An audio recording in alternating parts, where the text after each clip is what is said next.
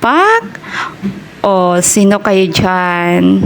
Siyempre, bakasyon na naman from school, kaya for the gala na naman ng mga persons.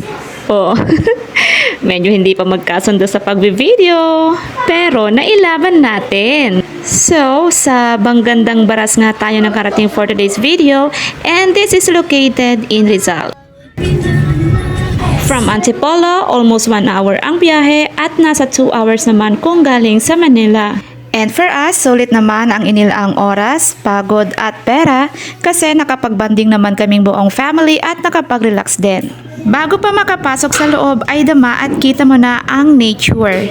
Very malawak and refreshing.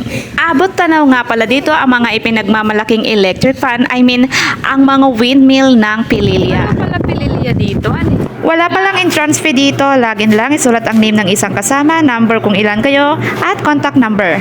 I think hapon ang pinakamagandang time ng pagpunta rito para hindi na masyadong mainit, lalo na kung nag-i-skincare ka. At dahil napakalawak na park ito na napaliligiran ng mga lake at lagoon, ganun din ang mga magagandang halaman, ay napaka-refreshing talaga ng paligid.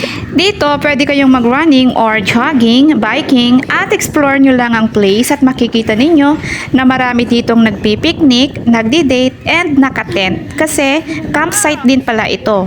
Hindi ko nga lang nakuhaan ng video ang ilang nabanggit ko. At isa sa mga na-appreciate ko dito ay pwede kang mag-exercise. As you can see, may iba't ibang gamit sila for exercising. At ang pinaka-enjoy naming lahat, especially ng mga kids, ay ang pagsakay sa boat. Sa halagang 30 pesos each, 6 kami, so bali 180 pesos, ay na-enjoy na namin ito for 30 minutes sa ibabaw ng lake. Andun nga pala sa taas, malapit sa Arc ng Banggandang Baras, ang mga lovers na nagdi-date. Para siguro sa kanila ay romantic ang spot na ito since ito ay nasa tabi ng lake. Maganda ang view, malamig kasi mahangin dito. At iginala nga kami ni Kuya sa lake. Malayo-layo rin ang harating namin sakay ng bangka sa loob ng 30 minutes.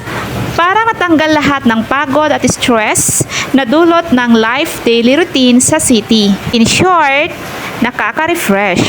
At pagkatapos nga ng 30 minutes na pag-i-enjoy sa view ng lake, sakay ng bangka ni Kuya ay ibinalik niya na kami kung saan kami nang galing. At heto na nga ulit yung arc ng Banggandang Baras kanina kung saan ay maraming magjowa na nagdi-date. Parang sila pa rin yung mga nadaanan natin kanina. Hayan, papunta pa lang sila ay pabalik na kami. So pagkatapos na naming magbayad sa bangka ay iniwan na namin si Kuya. Thank you for watching. Please don't forget to like and subscribe. God bless!